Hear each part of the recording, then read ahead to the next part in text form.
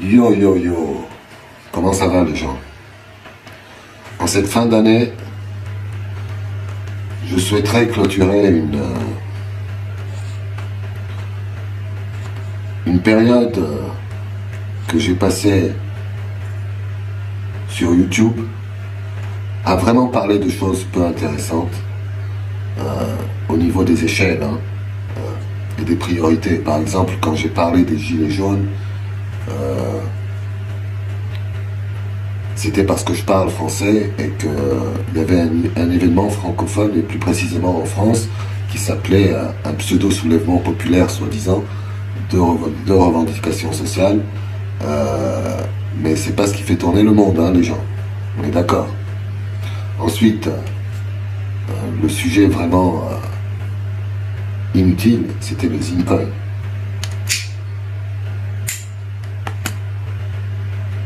Le Zincoin,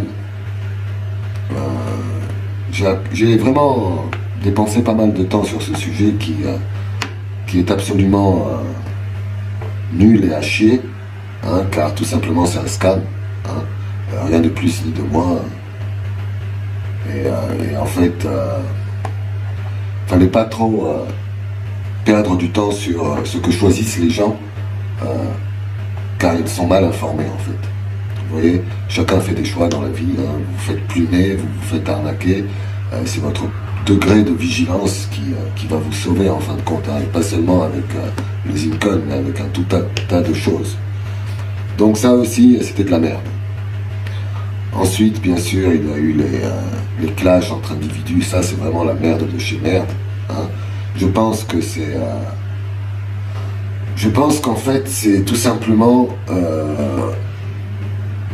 la sueur mentale de fin de journée qui provoque ça. C'est-à-dire que vous passez une journée dans le réel, vous travaillez pour certains, pour d'autres vous glandez. Ceux qui glandent, bien sûr, leur occupation H24, c'est le trolling.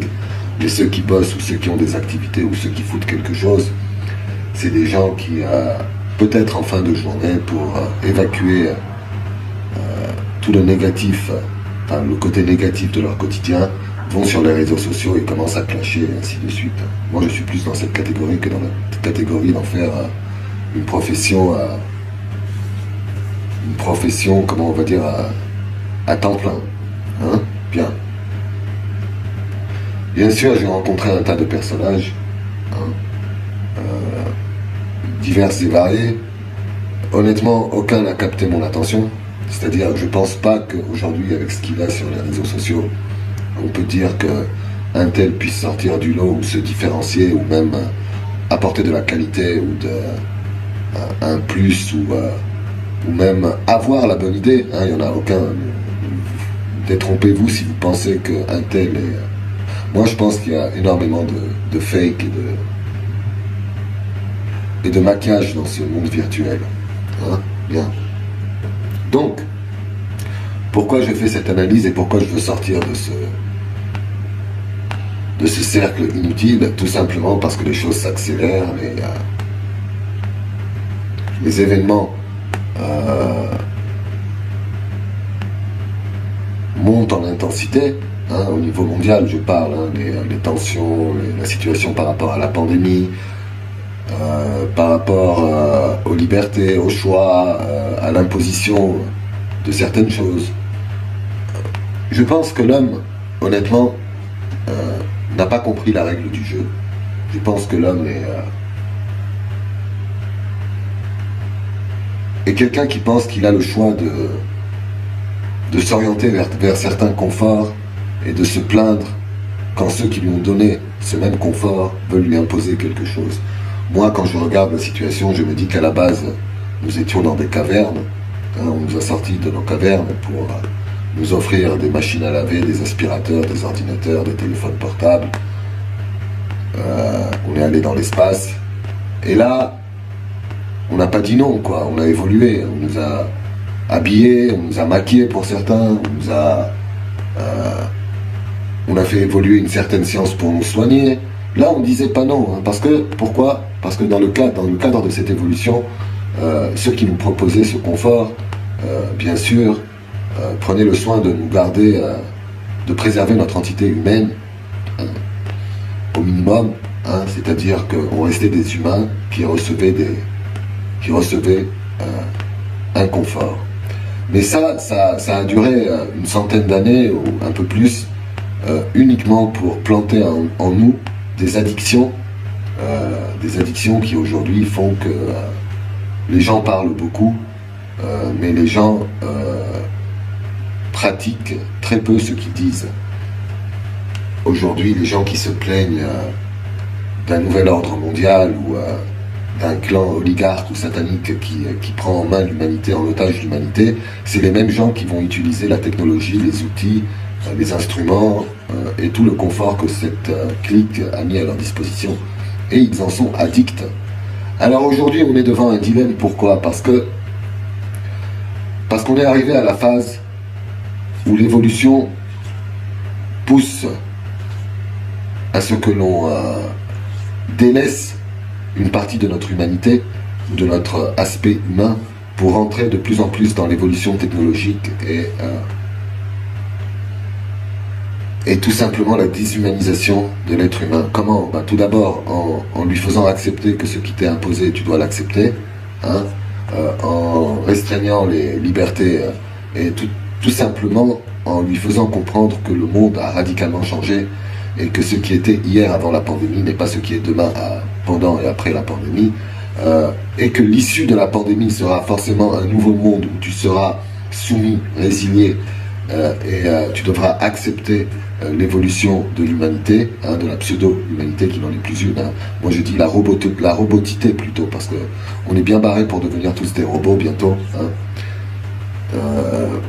Ça se fera peut-être en deux parties. D'abord on sera moitié robot, moitié humain, et après on sera totalement des robots avec une base de données de notre vie passée en tant qu'humain, mais cette fois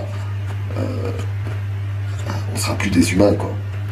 Et je pense que les humains actuellement qui ne peuvent pas accepter cette idée, qui se rebellent à l'idée de ne plus pouvoir faire ce qu'ils veulent et de se délaisser de leur humanité, je pense que ces gens-là, quoi qu'ils fassent, n'auront pas le choix. Quoi qu'ils fassent, n'auront pas le choix. Il y a beaucoup de gens qui pensent qu'un mouvement populaire à une échelle mondiale peut résoudre le problème, ce qui est totalement faux. Hein.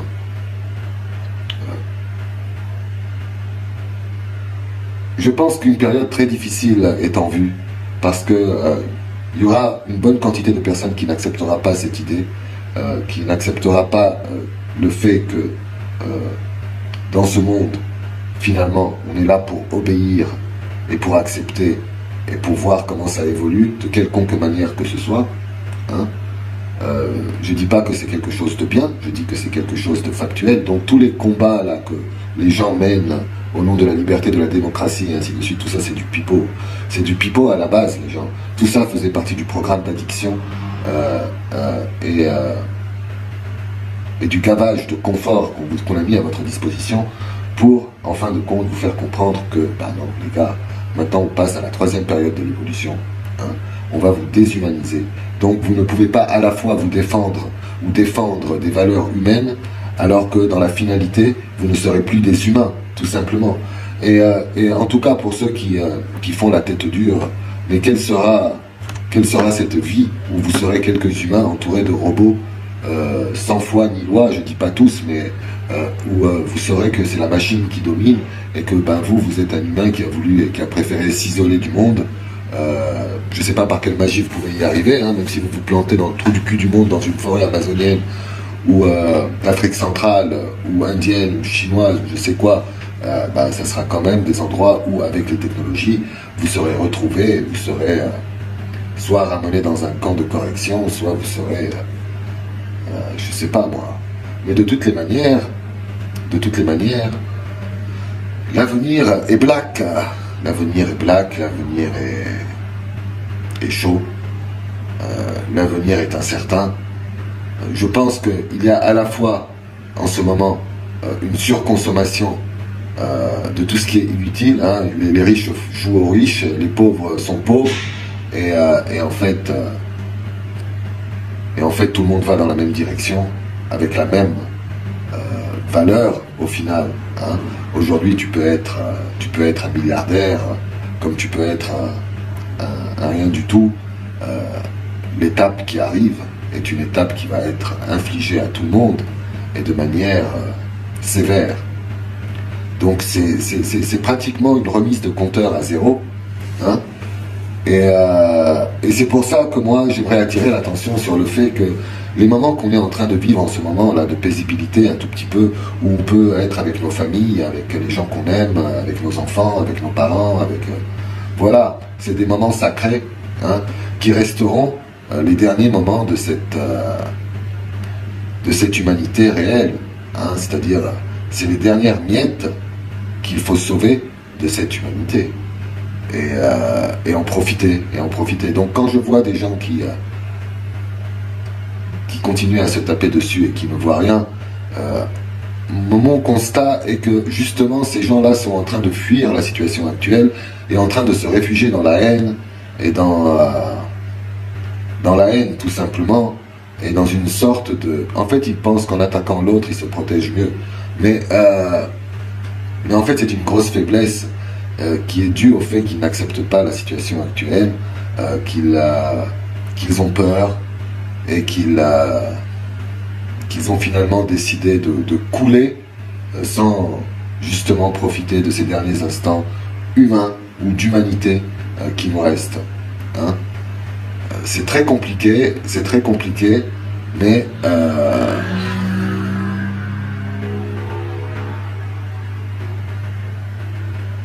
le monde part en couille, mes amis, le monde part en couille, et c'est l'évolution, c'est la facture à payer, c'est le résultat d'un rêve qui nous a été inculqué, accompagné d'un grand mensonge, et qui au final se traduit par le but, c'était de tout vous enlever, quoi, de tout vous enlever. Sur ce, moi, je ne vois plus l'utilité de... sauf si, bien sûr, je ne vois plus l'utilité de rester sur les réseaux sociaux dans des cercles de personnes qui ont peur de ça, en fait. Dans des cercles de personnes qui mènent des combats qui ne sont pas les vrais combats, qui font la guerre dans un front qui n'est plus un front, le front il est ailleurs, le front est beaucoup plus large. Et parler de petits problèmes, même s'ils sont importants, hein, c'est pas ce qu'il y a de plus utile actuellement. Hein. Moi, je peux pas comprendre que on est à ce stade au niveau mondial et que des gens se plaignent encore du prix du carburant. Je ne peux pas comprendre que les gens se plaignent de choses alors que ce monde est en train de couler. Vous voyez, c'est comme par exemple si vous étiez deux dans un bateau, sur un bateau, et que l'un des deux doit de l'argent à l'autre, mais que le bateau est en train de couler, alors vous avez celui qui veut son argent, qui dit à l'autre, tu dois me payer maintenant, j'ai besoin de mon argent, alors que le bateau est en train de couler au milieu de l'océan, quoi. C'est un peu ce qui se passe. Et moi je trouve que c'est inutile de rester dans les cercles que j'ai fréquentés actuellement sur YouTube, enfin dans le passé sur YouTube. Hein. C'est pas des cercles qui avancent, c'est pas des cercles qui réalisent, et c'est pas des cercles qui mènent les vrais combats en fait. Pour finir cette vidéo, je voulais porter votre attention sur le fait que tout comme en fin 2019, tout a changé en pratiquement quelques semaines. Hein. Mettez-vous en tête que le prochain changement, dans le pire, je parle, hein, aura lieu très rapidement. Donc, c'est à vous de voir. Sur ce, bonne soirée, ciao.